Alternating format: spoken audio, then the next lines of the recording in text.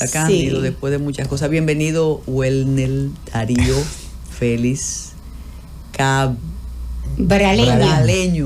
Cabraleño, que hizo campaña. Él está muy contento con lo que está pasando ahora en Cabral. Así es. Es cierto.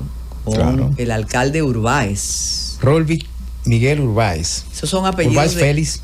Imagínense. Sí, eso es Cabral. Tuve la oportunidad ahora en estos aprestos de campaña encontrarme con un oficial Félix, y cuando se identificó yo supe, porque lo habíamos comentado. Tú buscas el hilo Félix en toda esa zona y tú vas a encontrar muchas personas apreciadas, queridas. Él se salva porque él es más blanquito que los otros. Mire, primero la técnica legislativa, un acto que fuimos invitados nosotros y teníamos algunos inconvenientes. Welnel Darío Félix, técnica legislativa, va a ser muy útil para los nuevos.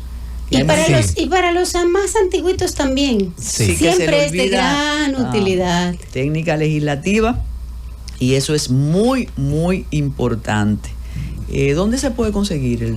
Bueno, ahora mismo estará disponible a partir de la semana siguiente, próxima semana, en la librería Jurídica Internacional. O a mí, pues, por mis teléfonos. Sí, eso es mejor ahora. Es mejor. Conversaba con ¿Y estará disponible online? Sí, en su momento. Mientras tanto que busquen el libro. Claro, esta es una edición limitada. Había una versión anterior. Esta tiene más de 150 páginas adicionales.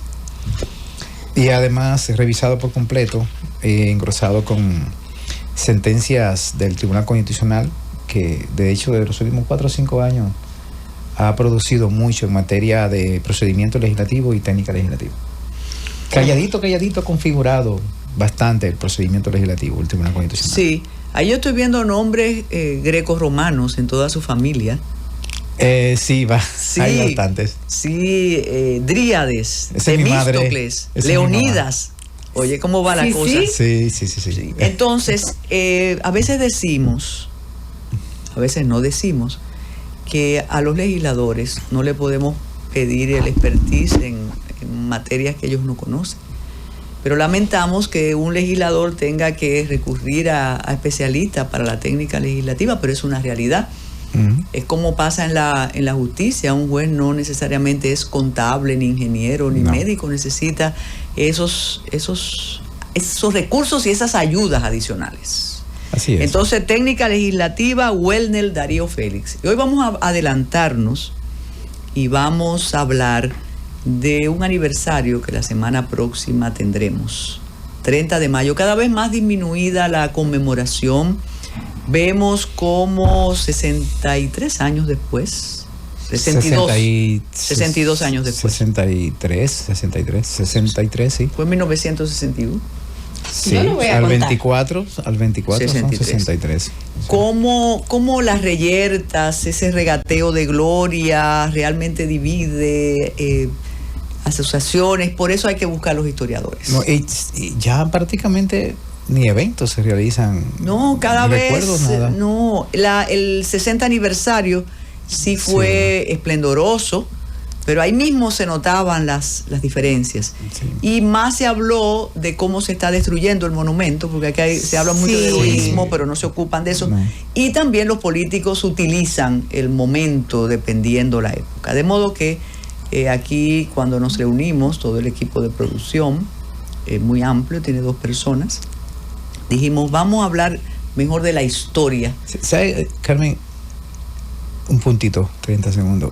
Tal vez los jóvenes no lo sepan, pero antes, hasta la década del 90 tal vez, un grupo de hombres y mujeres así mataban un chivo y se lo comían.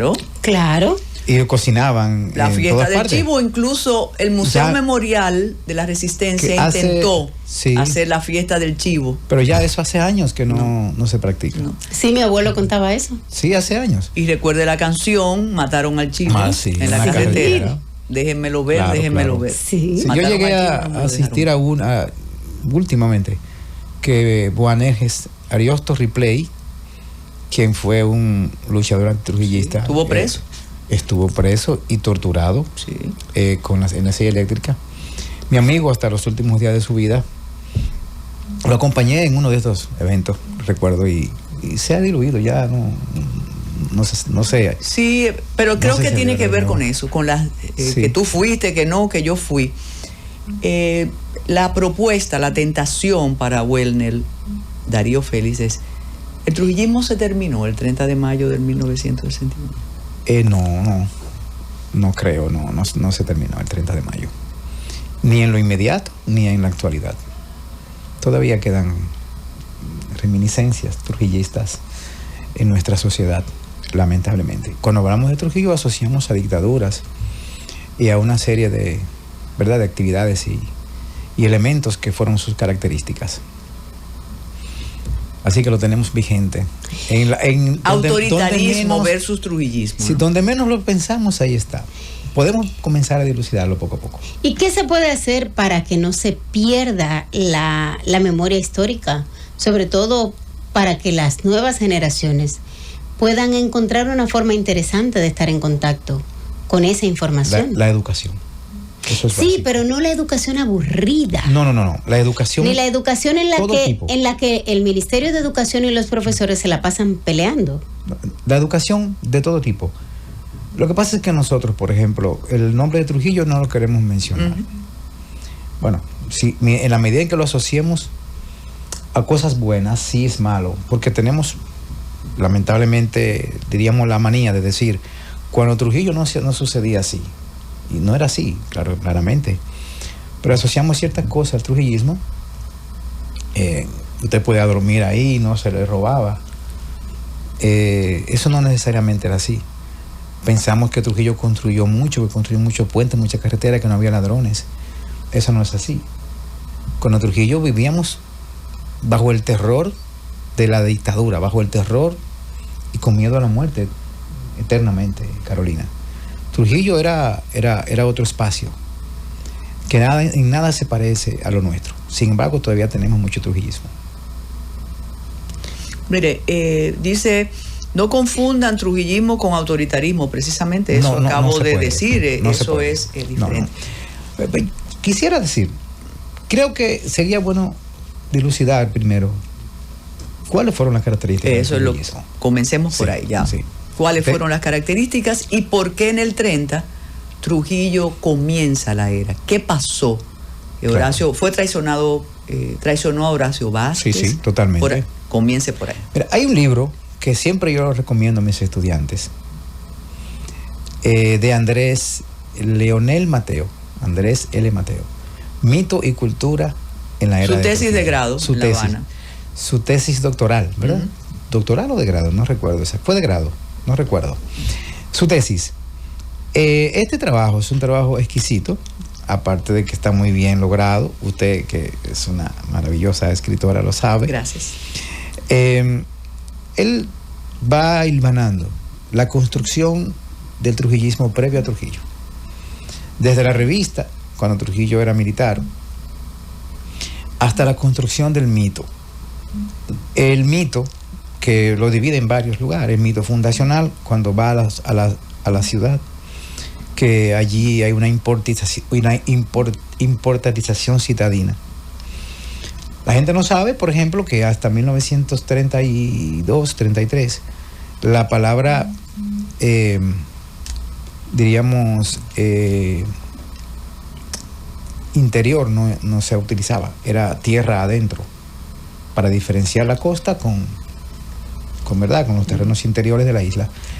Pero la ciudad vino a despertar un sentimiento en el que la vida en la ciudad simbolizaba el desarrollo de la nación. Ese mito fundacional creó una idea de supremacía citadina, y eso se verificaba en todos los órdenes. Trujillo no solamente hizo este mito, trujillismo, el tema de la personalización del poder, verificado también en su nombre, en los lugares y en todas partes, su nombre y su figura. Hay que recordar que al lado de los tres padres de la patria aparecía Trujillo. Todavía es muy común ver al lado de los tres padres de la patria el presidente de la República. Los cuadernos tenían. Los cuadernos no tenían. La cartilla cívica era una de ellas, ¿verdad? Pero hoy todavía tenemos al lado de los padres de la patria la figura del presidente de turno. Bien pintada o una foto, como sea. Vemos por todas partes la figura endiosada de los hombres que dirigen la nación. Esto fue una práctica común durante el régimen. El antihaitianismo, la forma de pensar hacia el haitiano, es una reminiscencia, diríamos casi la más palpable del trujillismo de hoy. Pero no solo en este aspecto, en la vida social, en el comportamiento social, en los derechos fundamentales, en la valoración de la vida, en el humanismo, en cómo en la administración de la cosa pública, del poder en la organización. Todavía nosotros tenemos estas influencias que vienen de la dictadura. Sin el orden. Sin el orden. Exacto. Lo que pasa es que por eso lo puse entre comillas. El orden de allí era un orden al miedo, ¿verdad? Era el miedo a Trujillo. El miedo a Trujillo. Aquí nosotros hemos perdido el orden y el respeto hacia la ley.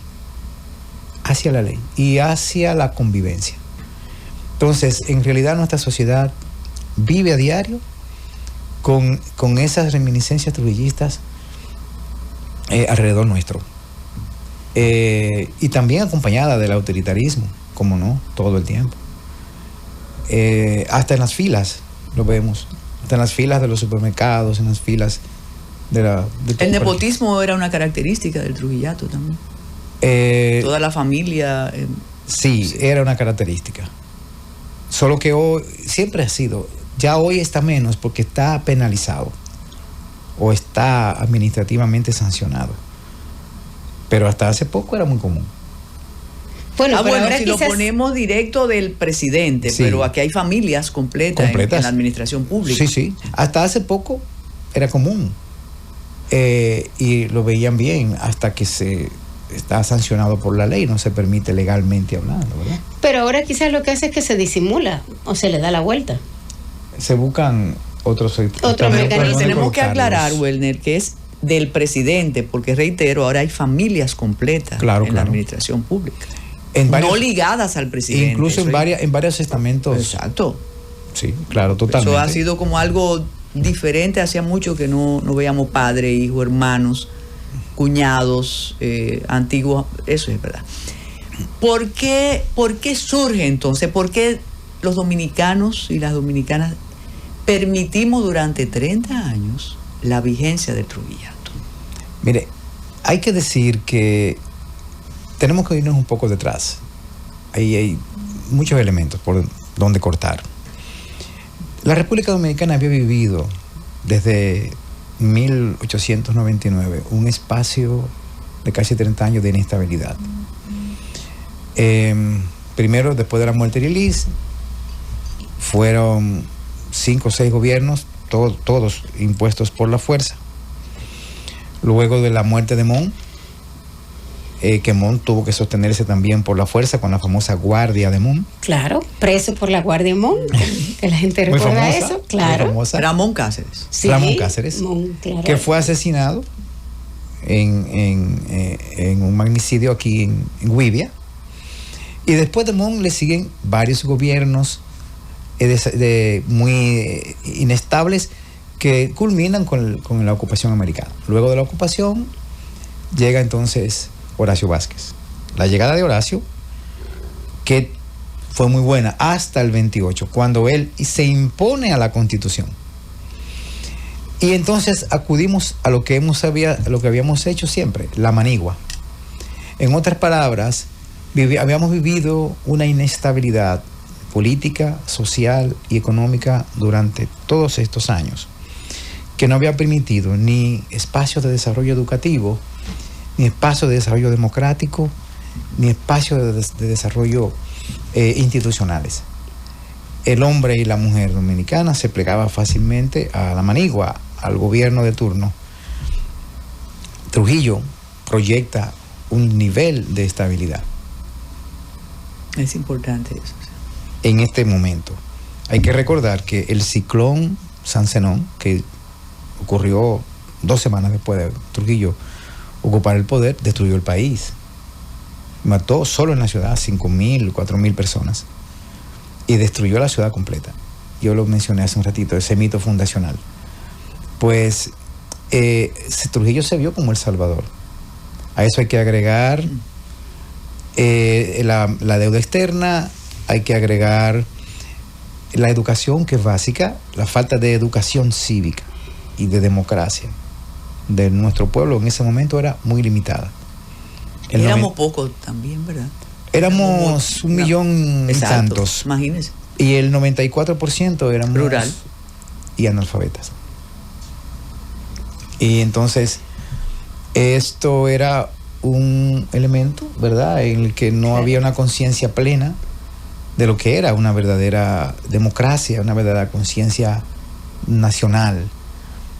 No teníamos una conceptualización clara de la lucha por la estabilidad democrática. Lo y que con cambia relación a la después, capacidad adquisitiva, o sea, también... También, claro, es importante la capacidad adquisitiva, porque como éramos rural, vivíamos en el campo, no teníamos, vivíamos de lo que comíamos, de lo que producíamos momentáneamente.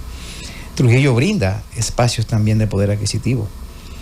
Hay que recordar que en la década del 40 Trujillo cambia la economía por la economía de la sustitución de importaciones.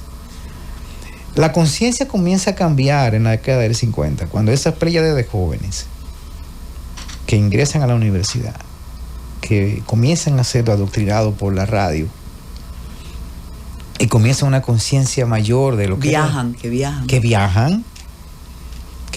que comenzamos a recibir el impacto de esos hombres y mujeres con cartas, ¿verdad?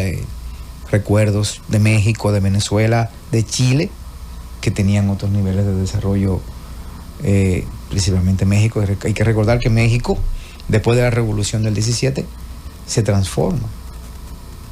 Hasta hoy, México ha tenido una dilatada desarrollo democrático.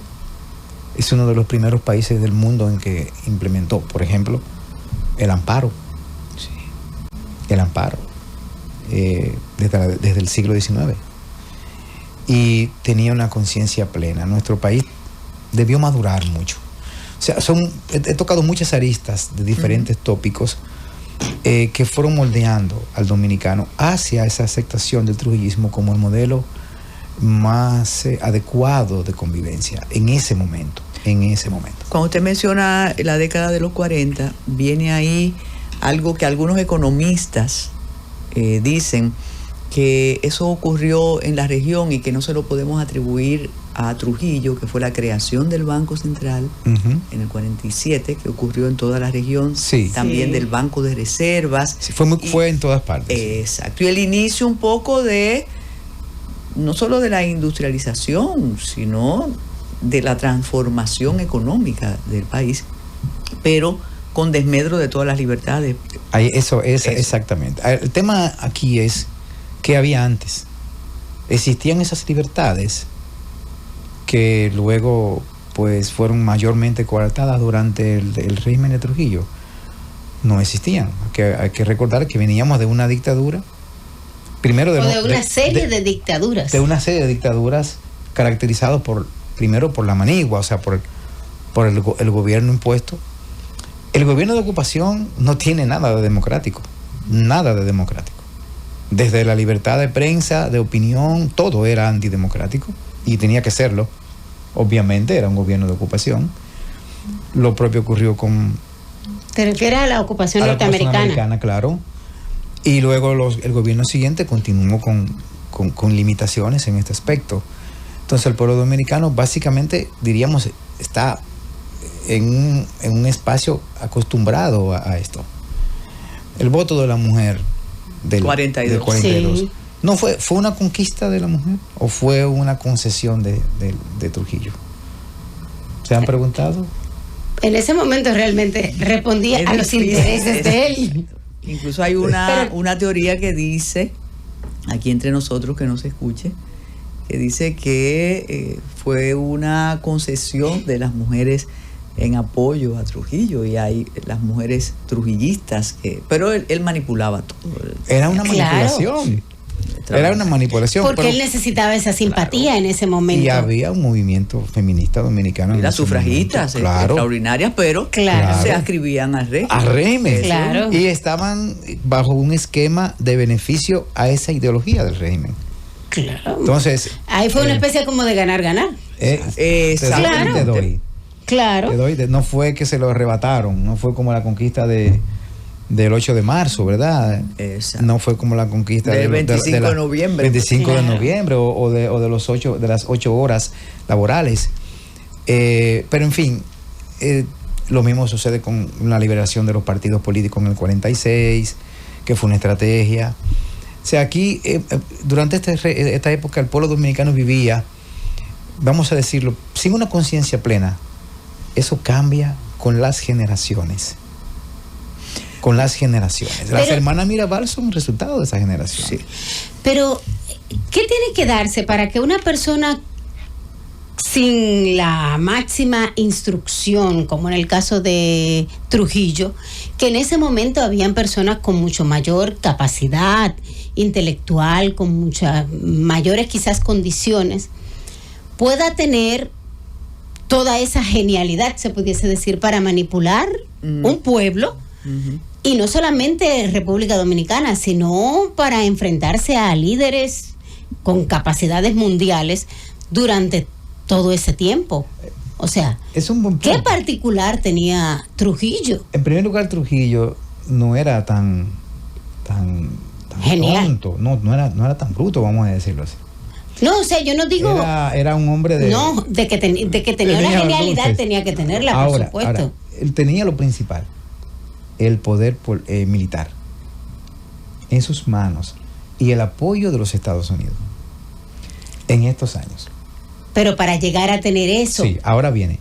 ¿Cómo tú desde donde viene Trujillo, llegas a tener eso? Lo primero que él hace es que la clase intelectual que no se le suma, él la desaparece. O se van o los matan. Algunos de los intelectuales del momento se terminan plegándose a él. El caso más sonoro es Manuel Arturo Peña Valle, que es el constructor ideológico de ese régimen después de la década después de 1935. Se le plega a Balaguer, que fue también uno de esos grandes ideológicos del régimen. Ahí está Ramón Marrero Aristi, y hay una pléyade de hombres que fueron los que contribuyeron a ello. Otros no tanto, que se alejaron del régimen, pero que en su momento también aportaron algo. El propio Juan Bosch fue uno de que al final se va, pero que al principio estuvo cercano. Que no me critiquen, pero bueno, en realidad él se va, pero al principio estuvo, o sea, y era parte de las amenazas del régimen.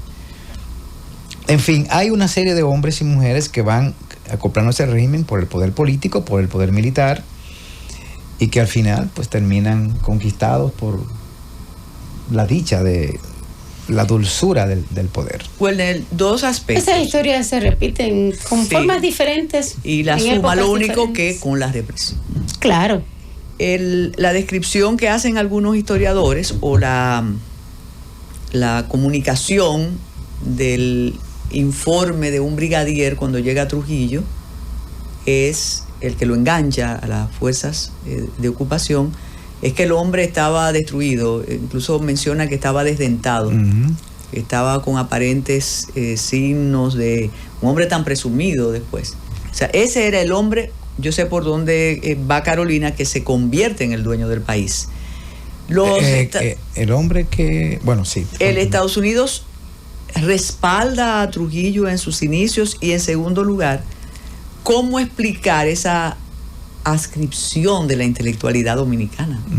Todos se rindieron. Cuando digo todos, el todo de ese momento, claro, y hay que ver los textos. Los que se quedaron. Exacto. Dice Francis que tenemos que hacer. Vamos con el historiador Welner Darío Félix, hablando de la fecha que la semana próxima se conmemorará en el país, un aniversario más del magnicidio, 30 de mayo de 1961.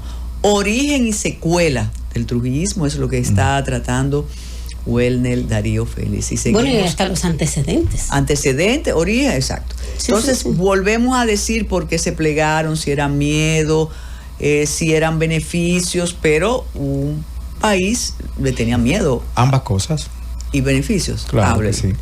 Adelante. Todos los intelectuales dominicanos de la época que se plegaron a Trujillo económicamente estaban bien, pertenecían a su gobierno, dirigían la cosa pública, eran bien pagados, vivían en Gascue. Gascue era lo máximo de la crema de la crema, no vivían en ¿cómo se llama? La zona alta que se estaba formando en este momento, como Villa Consuelo, Villa Francisca. Vivían del Estado, y como hoy sucede, todavía hay intelectuales que viven del Estado y se plegan a las ideologías del Estado. El único, por ejemplo, un ejemplo contrario a lo que yo le estoy diciendo, Américo Lugo se quedó en su mecedora. Y cómo quedó, cómo estuvo. Y pues hay otros más que no llegaron a plegarse. Mencioné a Juan Bosch, que tuvo que irse del país, que no cayó por completo. Y pues se fue, duró tantos años, desde el 38, 37, no recuerdo, desde el 38 hasta el 61. Bueno, sí, años. Vimos todas sus obras escritas en el exilio.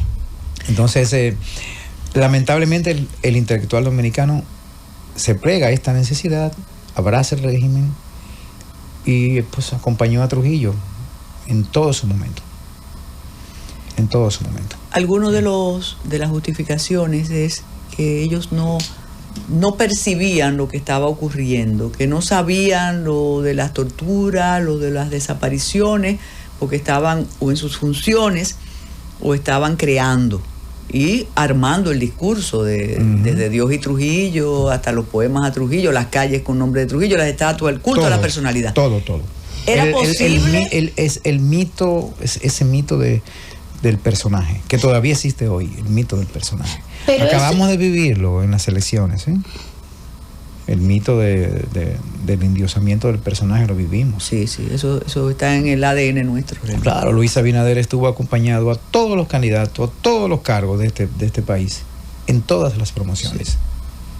Ahí hubo una fijación total al mito de la personalidad de Luis Abinader. Y hay un detalle sí, pero eso más que interesante, preocupante, con pocas personas que nos atrevíamos a decir eso. Eso es preocupante e interesante. Sí, también. Yo lo estoy diciendo aquí, y uno de mis grandes problemas como historiador es precisamente que apuesto por la objetividad. Eso es una estrategia política bastante bien, pero es un culto a la personalidad, que viene en la reminiscencia de nosotros y que necesitamos cambiar. Pero es efectivo ese culto. Muy efectivo. Sí. Hace poco, por ejemplo, porque a veces nosotros criticamos y nos recostamos. Hace poco, por ejemplo, todas las promociones de construcción de obras del alcalde Roberto Salcedo estaban acompañadas de su fotografía. Eso lo criticamos bastante por todas partes, hasta que logramos que se desapareciera. Creo que fue David Collado quien suprimió esto. Y hoy no está. La alcaldesa Carolina Mejía no los tiene. Pues eso mismo que criticamos con Roberto Salcedo, pues lo aceptamos con Mire, yo pienso sí, por ejemplo, y ahora los autobuses ahora del transporte escolar tienen ahora de nuevo la fotografía del presidente. Sí, claro. Que eso ya antes no estaba. Un detalle, yo espero que eso ahora cambie para el próximo periodo, porque me imagino que ustedes recuerdan algo que fue ya in extremis, cuando la Oficina de Protocolo y Comunicación hizo el informe del año pasado. Eso sí fue muy de esa época. Dijo que el presidente había caminado tanto por el país, había recorrido tantos kilómetros que se sumaban al equivalente de darle la vuelta al planeta. Y yo dije, pero esto está... Sí, eso hay que tener cuidado. Sí. ¿Sabe que las inauguraciones también son una reminiscencia trujillista? Qué interesante. Pero falta la bendición de los sacerdotes. Sí, pero las inauguraciones presidenciales, que hoy la vemos por todas partes, es una de las partes de las promociones del trujillismo.